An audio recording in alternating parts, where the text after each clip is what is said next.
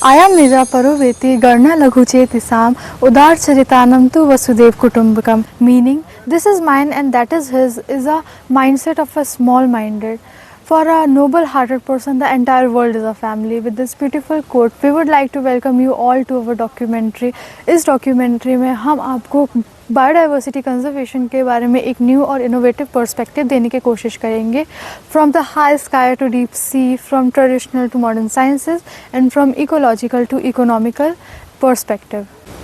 As we know कि goal achieve करने का सबसे पहला स्टेप होता है planning, and our first topic is that only mapping at landscape level. Mapping at landscape level को ब्रेक करना पड़ेगा, उसके बाद ही हम उसको समझ सकते हैं. लैंडस्केप लेवल मतलब होता है, यहाँ पर हम किसी बड़े एरिया की बात कर रहे हैं, किसी प्लॉट या गार्डन की नहीं, जैसे कि रिवर बेसिन्स, फॉरेस्ट और स्टेट की बात करते हैं. और उसी लैंडस्केप में हम अलग अलग इकोसिस्टम को स्टडी करते हैं. फॉर एग्जांपल फॉरेस्ट, रिवर्स, और इसी टाइप से वो इंटरकनेक्टेड होते हैं. मैपिंग मतलब होता है कि उसी बड़े एरिया की, उसी लैंडस्केप की हम डिटेल्ड इन्फॉर्मेशन निकालते हैं through surveys, through satellite imaging, and उसी डिटेल्ड इन्फॉर्मेशन को कलेक्ट करके एक ग्राफिकल रिप्रेजेंटेशन भी देते हैं. लैंडस्केप मतलब एक बड़ा एरिया जहाँ पर अलग अलग इकोसिस्टम्स दिखते हैं, और मैपिंग मतलब उसी एरिया की डिटेल्ड इन्फॉर्मेशन को ग्राफिकली रिप्रेजेंट करना. मैपिंग एट लैंडस्केप लेवल हमें एक बिग पिक्चर प्रोवाइड करता है. इसका मेन मोटिव होता है कि वहाँ के रिसोर्सेज को हमें गैदर करना. फॉर एग्जांपल वाटर कहाँ पर है, वहाँ पर फॉरेस्ट कहाँ पर है, वहाँ के लोगों की एक्टिविटीज़ क्या है, एग्रीकल्चरल, इंडस्ट्रियल. थर्ड होता है प्लानिंग और बेटर मैनेजमेंट डिसीजंस के लिए. For example wild life corridor. ये एक कॉम्प्रहेंसिव और हाई लेवल ओवरव्यू है जिसमें पूरे रीजन के फिजिकल और ह्यूमन फैक्टर्स को एक साथ एनालाइज और विजुअलाइज किया जाता है, ताकि उनके कनेक्शंस और डायनामिक्स को समझा जा सके और कंजर्व किया जाए. सेक्रेड ग्रुप्स को हिंदी में पवित्र उपवन भी बोलते हैं. सेक्रेड ग्रुप्स वो पैचेस ऑफ लैंड या फिर वो वेजिटेशन होते हैं जो कि वहाँ के लोकल कम्युनिटीज़ द्वारा कंजर्व किए जाते हैं due to their religious and spiritual significance. क्योंकि यहाँ पर ट्रीज़ और एनिमल्स स्पीशीज़ को वर्कशिप किया जाता है और सोसाइटी की तरफ से उसको प्रिजर्व करते हैं. Their belief is all creation of nature have to be protected. इसके कुछ एग्जांपल्स हैं हमारे इंडिया में, जैसे कि बिहार का सरना, राजस्थान से ओरण, हिमाचल प्रदेश में देववन और कर्नाटका में देवराकड़ू. इंडियन सोसाइटी में कई ऐसे कल्चर्स होते हैं जिनके खुद के ट्रेडिशनल मेथड होते हैं अपने एनवायरनमेंट को प्रोटेक्ट और कंजर्व करने की. जैसे हम पीपल और बनियान ट्री को सेक्रेड मानते हैं और उनको कंजर्व करते हैं, उसी तरीके से हम टेम्पल्स के आसपास जो भी लंगूर्स और मैक्यूज़ होते हैं उनको हम फीड करते हैं, उनको हम हार्म नहीं करते, क्योंकि हम उन्हें एक डिवोटी की तरह देखते हैं. तो इसी तरीके से हम कई स्पीशीज़ को कंजर्व करते हैं. So with this I would like to say that sacred group serve as a refugee for threatened and rare species. With this, we will learn more about the threatened and rare species in the next segment. आज के समय में बढ़ती हुई human activity के कारण बहुत सी plant species आज विलुप्त होने की कगार पर आ गई हैं. ह्यूमन एक्टिविटी जैसे कि पोचिंग, एग्रीकल्चर प्रैक्टिसेस, डिफॉरेस्टेशन के कारण बहुत सी स्पीशीज आज अर्थ से कम हो गई हैं. इन स्पीशीज़ को बचाने के लिए IUCN इन्हें डिफरेंट कैटेगरी में डिवाइड करता है based of their risk of extinction. इसके कारण कंजर्वेशन इजी हो जाता है. अगर हमें किसी स्पीशीज़ को कंजर्व करना है तो हमें पता होना चाहिए कि हमें किस स्पीशीज़ को कंजर्व करने की ज़रूरत है. आज हम इन्हीं अलग अलग कैटेगरीज़ के बारे में हम जानेंगे. सबसे पहले है इंडेंजर्ड स्पीशीज़. इन स्पीशीज़ को सबसे ज़्यादा खतरा होता है विलुप्त होने से. वे स्पीशीज़ जिनकी संख्या 50% से कम हो गई है पिछली कुछ जनरेशन्स के मुकाबले, उन्हें हम इस कैटेगरीज में डालते हैं. ये इंडेंजर्ड स्पीशीज़ अपने स्पेसिफिक रीजन या फिर ग्लोबली किसी भी समय फ्यूचर में विलुप्त हो सकती हैं. एग्जांपल के लिए अमोर्फोपिलस टाइटेनियम, हिमालयन ईव और जिम्नोक्लेडस अस्मिकस. जिम्नोक्लेडस अस्मिकस एक क्रिटिकली इंडेंजर्ड स्पीशीज़ है जो नॉर्थ ईस्ट इंडिया में मिलती है. इसका कारण ह्यूमन एक्टिविटी है. पिछले कुछ टाइम से इस स्पीशीज़ की बहुत सारी प्रजातियां विलुप्त हो चुकी हैं. अगली कैटेगरी है थ्रेटन्ड स्पीशीज़. वे स्पीशीज़ जो अभी इंडेंजर्ड नहीं है लेकिन इन्हें हमेशा खतरा बना रहता है, इन्हें थ्रेटन्ड स्पीशीज़ कहते हैं. इस क्लास को आगे और सब क्लास में डिवाइड किया गया है, जैसे कि वल्नरेबल स्पीशीज़, इंडेंजर्ड स्पीशीज़ और क्रिटिकली इंडेंजर्ड स्पीशीज़, जैसे कि सुपरवा, अर्नोल्डी, हिमालयन मेपल, ये सब थ्रेटेंड स्पीसीज़ हैं। फिर आती है रेयर स्पीसीज़। ये स्पीसीज़ इंडेंजर्ड और थ्रेटेंड से थोड़ी सी अलग होती हैं। इसका कारण यह है कि भले ही इनकी संख्या बहुत ज़्यादा कम नहीं है, ये इंडेंजर्ड नहीं है, लेकिन ये इंडेंजर्ड हो सकती हैं, ये थ्रेटेंड भी कहीं ना कहीं रहती हैं। इसका कारण ये है कि ये बहुत ज़्यादा रेयर हैं। ये अपने किसी स्पेसिफिक जियोग्राफिकल रेंज में ही मिलती हैं। अगर किसी कारण से उनका वो स्पेशल हैबिटाट लॉस्ट हो जाए, रिड्यूस हो जाए, फ्रेगमेंटेड हो जाए, तो यह आगे सर्वाइव नहीं कर पाएंगी। अगर हम सोचें कि इन स्पीसीज़ को उस हैबिटाट से निकाल के किसी और हैबिटाट में डाल भी दें तो यह सर्वाइव नहीं कर पाएंगी। एग्जाम्पल के लिए इंडियन पिचर प्लांट और साथ में रोडोडेंड्रॉन। रोडोडेंड्रॉन एक प्रिमिटिव, डोमिनेंट और एक इम्पॉर्टेंट फ्लावरिंग प्लांट ग्रुप है जो कि नॉर्थ ईस्ट इंडिया के अरुणाचल प्रदेश में मिलता है। और इसकी रोडोडेंड्रॉन की बहुत सारी स्पीसीज़ आज ख़त्म हो चुकी हैं। इसका कारण एंथ्रोपोजेनिक रीजन्स हैं। एंथ्रोपोजेनिक रीजन्स के कारण इस स्पीसीज़ पर, इस जीनस की बहुत सी स्पीसीज़ पर प्रेशर डाल दिया गया है और आज बस कुछ ही स्पीसीज़ हम जानते हैं कि वो आज इस वक्त हैं, बाकी की एक्सटिंक्ट हो चुकी हैं। कोई स्पीसीज़ इंडेंजर्ड और उसके बाद एक्सटिंक्ट हो जाती है अगर उसकी डेथ रेट उसकी बर्थ रेट से बढ़ जाए। इसका कारण नेचुरल या एंथ्रोपोजेनिक हो सकता है। आज के समय में एंथ्रोपोजेनिक एक डे प्रोमिनेंट रीजन है जिसके कारण बहुत सी इकोलॉजिकल और इकोनॉमिकल सिग्निफिकेंस वाली प्लांट स्पीसीज आज विलुप्त हो चुकी हैं। इन स्पीसीज़ को बचाने के लिए साइंटिस्ट ने डिफरेंट कंजर्वेशन टेक्निक अपनाई है, जैसे कि इन सिटू, एक्स सिटू कंजर्वेशन। इसके अलावा नेशनल पार्क, बायोस्फीयर, इन सब को खोला गया है ताकि इन्हें प्रिजर्व करके रखा सके, इन्हें आज के लिए प्रोटेक्ट किया जा सके, फ्यूचर के लिए भी इन्हें बना कर रखा जा सके, आने वाली पीढ़ी को बनाए रखा जा सके। जैसे कि कीस्टोन पूरी बिल्डिंग को संभाल के रखता है। अगर बिल्डिंग में कीस्टोन ना हो तो पूरी बिल्डिंग गिर जाती है। वैसे ही हमारे इकोसिस्टम में कुछ ऐसी स्पीशीज़ होती हैं जो कि कीस्टोन की तरफ उसका रोल प्ले करती है। अगर ये स्पीशीज़ ना हो तो हमारा इकोसिस्टम कोलैप्स कर जाता है। तो हम इन्हीं स्पीशीज़ को कीस्टोन स्पीशीज़ कहते हैं। तो आइए जानते हैं कुछ इंडिया की इम्पॉर्टेंट कीस्टोन स्पीशीज़ के बारे में। टाइगर को हम जंगल का किंग कहते हैं, बट ये जंगल के प्रोटेक्शन के लिए भी एक बहुत ही इम्पॉर्टेंट रोल प्ले करता है। हम इसे जंगल का प्रोटेक्टर भी कहते हैं। ये टाइगर हार्बिवरस स्पीशीज़ लाइक डियर, संभाल की पॉपुलेशन को कंट्रोल करता है। जैसे कि अगर ये उसकी प्रोटेक्ट ना करे, ये उनकी पॉपुलेशन को कंट्रोल ना करे, तो डियर, संभाल, ये हार्बिवरस एनिमल्स बहुत सारी ग्रासेस खाएं और बहुत ही सॉइल इरोजन हो जाएगा। तो ये सॉइल इरोजन को भी बचाता है और हमारे जंगल को प्रोटेक्ट करता है। सेकंड, एलिफेंट को हम जंगल के इंजीनियर भी कहते हैं। ये अपनी वॉक से नए रास्ते बनाता है, ये जो कि पानी की तरफ हमें लेके जाते हैं और इससे हमारे इन्वायरमेंट में नए प्लांट ग्रो करते हैं, हमारा जंगल हरा भरा रहता है। थर्ड, वल्चर को हम क्लीनिंग एजेंट कहते हैं जंगल के। ये जंगल में मरे हुए जानवर को खाता है और हमारे जंगल को क्लीन रखता है, डिसीज़ फ्री रखता है। फोर्थ, मैंग्रोव्स, सुंदरबन मैंग्रोव्स, ये कोस्टल एरिया में पाए जाते हैं। ये कोस्टल एरियाज़ को स्टॉर्म इन सब से बचाता है और फिशेस, बर्ड्स, इनके लिए एक प्रोटेक्टर शेल्टर प्रोवाइड करता है।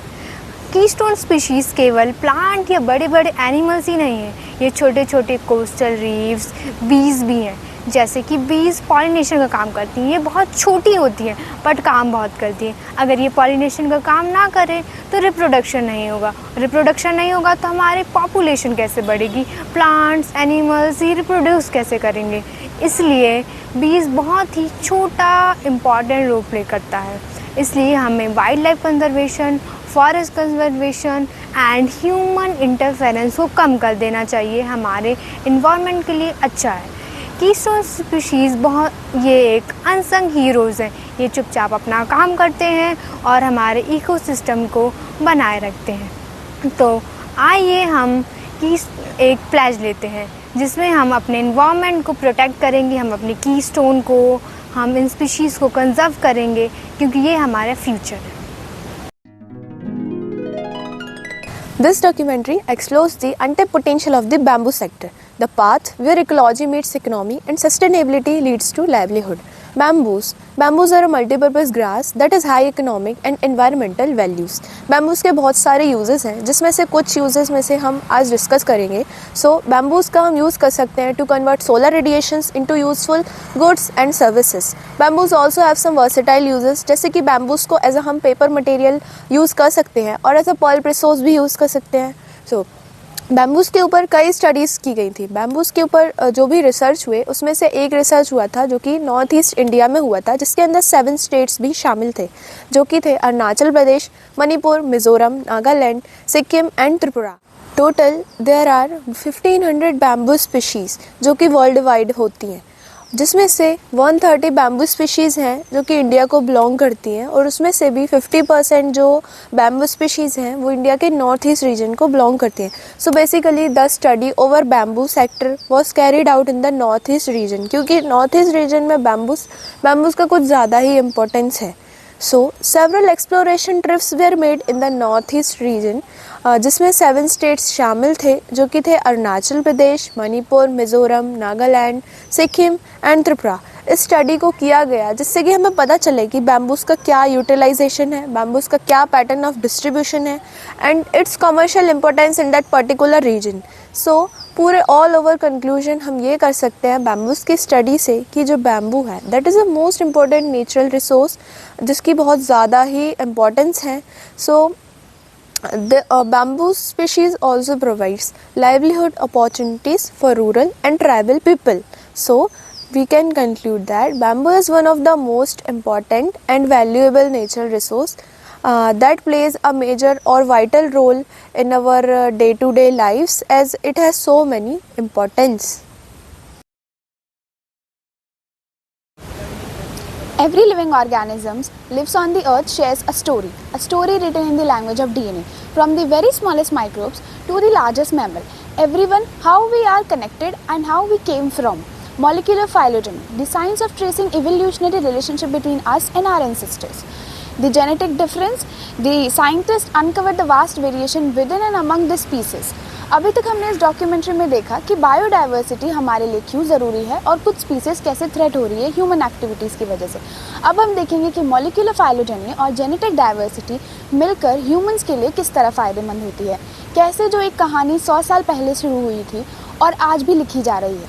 तो सबसे पहले हम बात करते हैं genetic structure and diversity of indigenous rice और आइजा सटाइवा इन नॉर्थ ईस्टर्न इंडिया. तो इसमें हमने कुछ 4 स्टेट्स लिए हैं, अरुणाचल प्रदेश, नागालैंड एंड मेघालय. इनमें हमने कुछ 4 राइस वैरायटीज़ ली हैं. सबसे पहले हमने ली है साली, बोहो, जैम एंड ग्लूटिनियस. जीन्स की छोटे छोटे फ्रैगमेंट्स बनाकर हमें उन्हें डिस्क्राइब करा है, उसमें जेनेटिक फिंगरप्रिंट बनाया है जिससे डाइवर्सिटी पता चलती है. इस रिसर्च में रिसर्चर्स ने ये पाया कि लोकल वैरायटीज़ में बहुत ज़्यादा हाई डाइवर्सिटी मिली है, जैसे कि साली, बोहो, जैम और ग्लूटेनियस.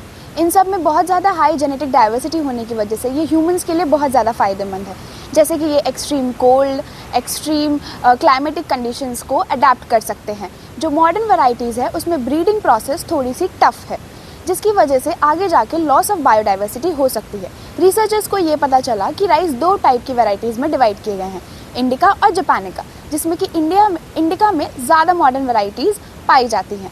Thank you. बात खत्म. First of all, thank you very much for giving time from your busy schedule. Sir, actually हम लोग की आप बहुत अच्छी इंस्पिरेशन है बॉटनी के लिए, तो हम आपसे कुछ क्वेश्चन पूछना चाहेंगे. Okay, please go ahead.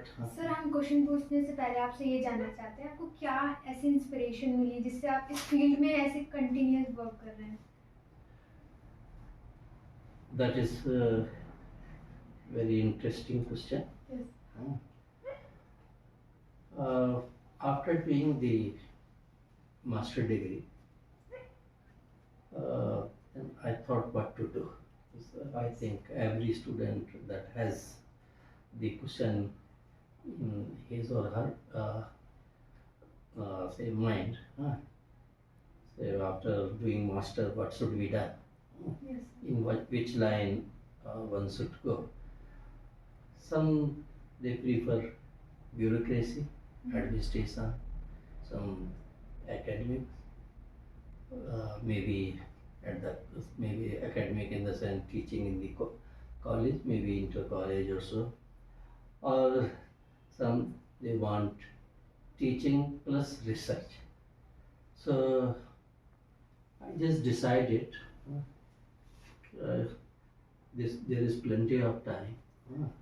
Why not? Because I was very much interested in teaching, but at the same time, uh, research also. And that during that period in 80s, there was a lot of course, now also uh, we face problems about the environment. That time means a lot of people they were doing the research in agriculture and so, but there were some environmental issues, especially deforestation and so. Because I'm from say very rural areas, like say from the riverine area of Jamna and Chamba. Okay, so on daily life I used to see that deforestation is going on, then soil erosion is going on, and so many things. So then I thought if I get the chance doing the research, then I will try my best to do the research maybe in forestry. Though I was from botany with the specialization in plant breeding, uh, but I thought I must change it because many of my classmates they will they have taken admission in PhD in plant breeding. So I want to go something different. And luckily I got the opportunity at Shillong, Northeast University, Shillong, that is a central university. And Northeast, as you know, it is very rich in forest. And my teacher, he was like say ecologist, great ecologist, the student of Professor R. Misra, who was the founder of this botany department. So Professor R. Misra is my grand teacher, you can say. So means I was fortunate that I got the admission there with fellowship in PhD, and I choose to work, though he was also working in like say population ecology or weeds, etc. But I choose to work in forest.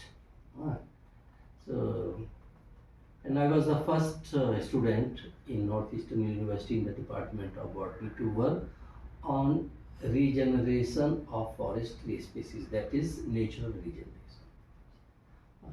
So, though it was not that easy, language issue and everything, and communication was not as good as now.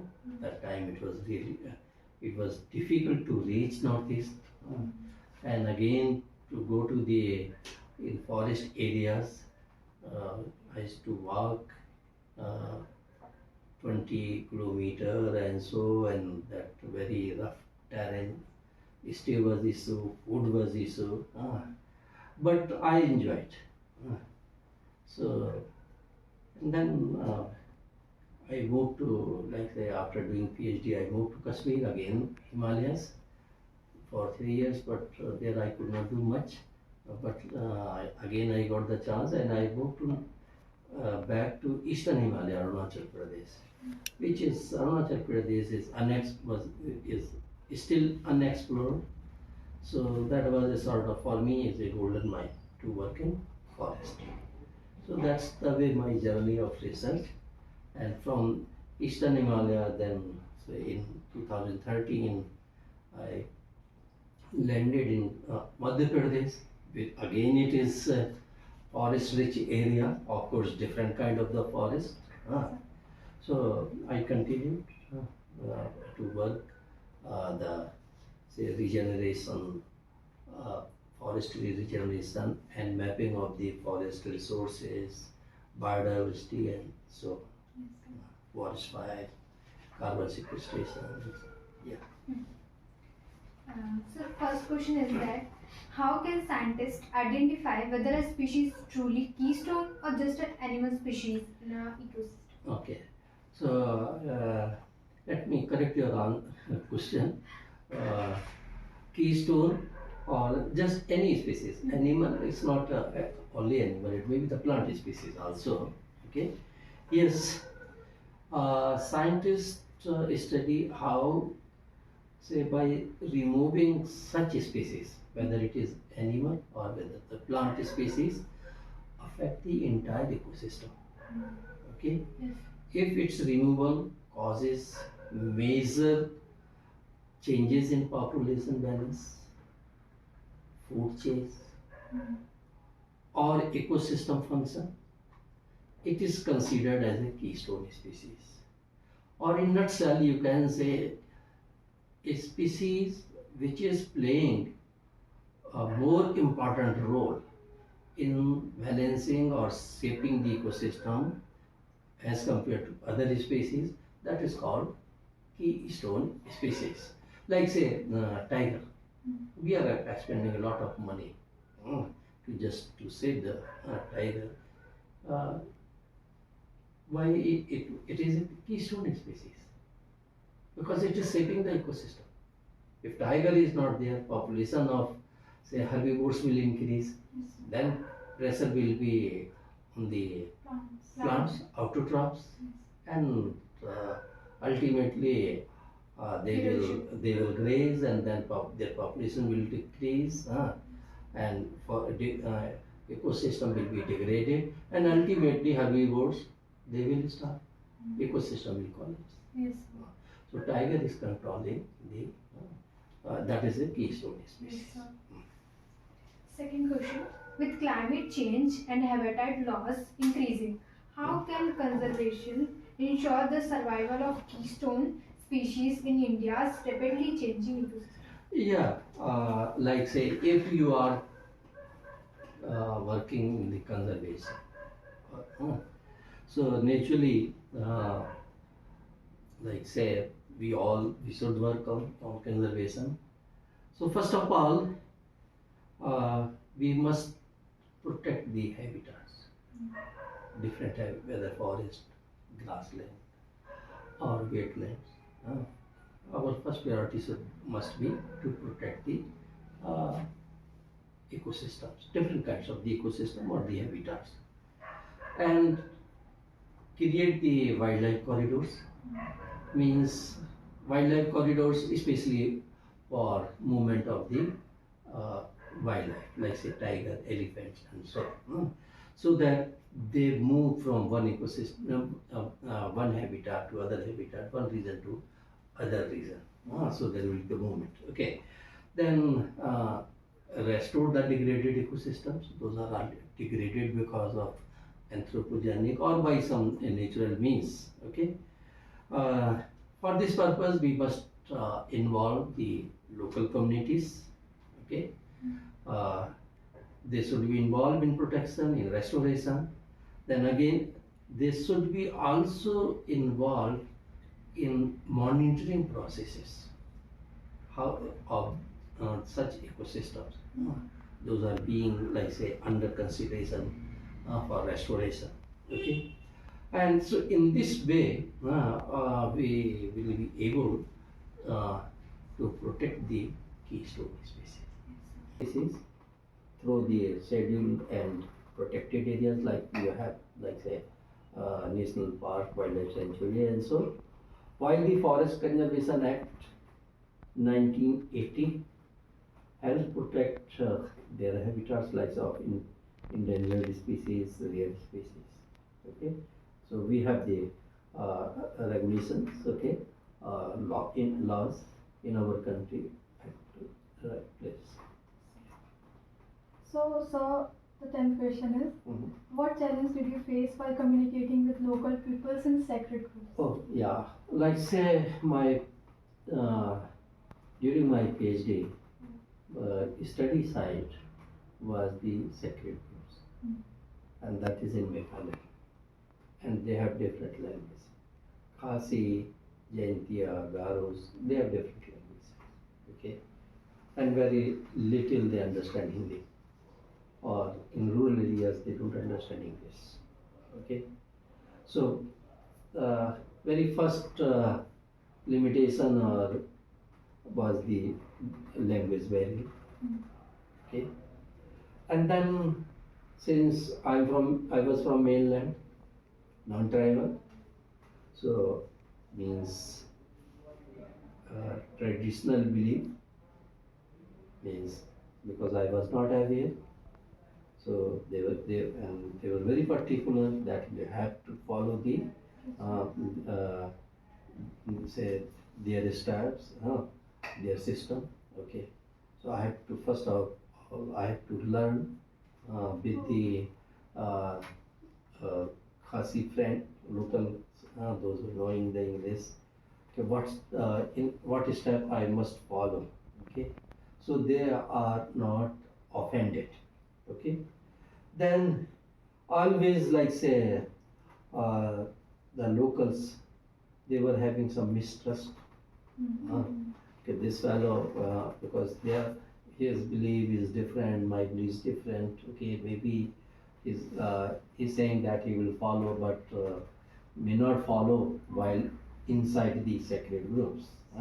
Because in sacred you cannot pick up anything. You cannot collect the seed. You cannot even pick the leaf. Okay, so that was some major challenges.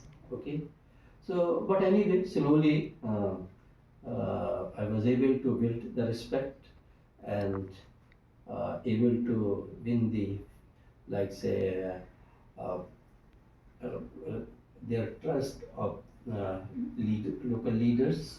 Okay, and so once I was able to gain their, like say, trust, then I got full cooperation. Cultural diversity की बहुत ही पसंद है। Yes, yes, yes, sir ये मतलब सही बात है कि वहाँ पर आप एक लीफ भी नहीं लेके जा yes. Yes. सकते। तोड़ नहीं सकते, तोड़ नहीं सकते। And so, So that was in, like say, in Meghalaya. Then my student, not I directly, because in Meghalaya I worked directly. I was visiting field because I was a student. But like say in Assam, Arunachal Pradesh, Manipur, my PhD student, and mostly they were the locals from that area. So they were on the sacred groups, and there was not much issue. In central India also, we have worked on the sacred groups in Balaghat, Chhindwara, and other tribal areas. Okay, so there was not here. There was not much issue because language was not the barrier. Okay, and now tribals, they are even to a great extent they are educated. So yeah. sir, our next question is, can you please describe the project where you use GIS and software to analyze data at landscape level? Yeah, like say, we are having, like say, as a coordinator or principal investigator or co-investigator. In collaboration, we have run many projects at the landscape level. Like say, for sacred groups also, we have worked on landscape, like say Manipur, Meghalaya, and so. And the major project where we used the GIS and remote sensing, that was mapping of bioresources of Arunachal Pradesh.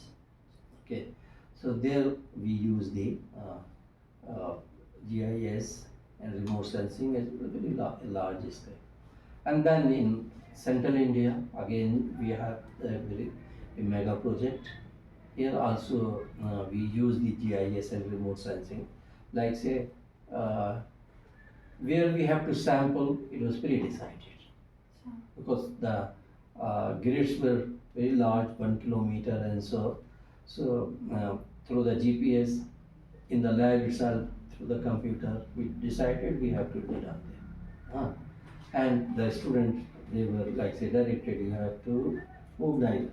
So they cannot like say sit in the guest house and make the data, because I was able to follow that where they are moving, Oh, monitoring, sitting in the room. very interesting. So, sir, next question. So, He converted to Christianity, hmm. so there such beliefs are not there. और जो लोग city भी चले जाते हैं वो लोग भी इन चीज़ों Again, like say, even some to some extent education. Education. If one example is that, if, like say, somebody has picked the log from there. Log means wood, fallen tree, and nothing happened to him. So then, what happened? That set the example to others. Nothing happened to him. That then they start, and that is one thing. On the other side, like say in Manipur, what we have experienced, like say the sacred groups, they play very important role. They are the house for pollinators, because normally sacred groups are on hillocks, and down there is the agriculture, okay, and from the hillocks, forest is there. Say then through the litter decomposition, nutrients are run away and get accumulated in the agriculture, increase the fertility. Okay. Then, like say, snakes, birds, they are staying there in this forest office. Birds, they come and like say eat the fish, and many other insects, they live in the forest. They visit and do the pollination. Snakes, they come and eat the, like say, fish, maybe the rat and etc. Okay. But now the people have become, like say, a bit rich, are earning through somewhere else, like say maybe from the city and so, and they want to show that I'm rich, and at the same time I'm religious also. They build the concrete temple by at the cost of they have cut down the trees. The purpose is lost. But okay, you said it is temple is there, but what for that sacred group was conserved for hundreds of years.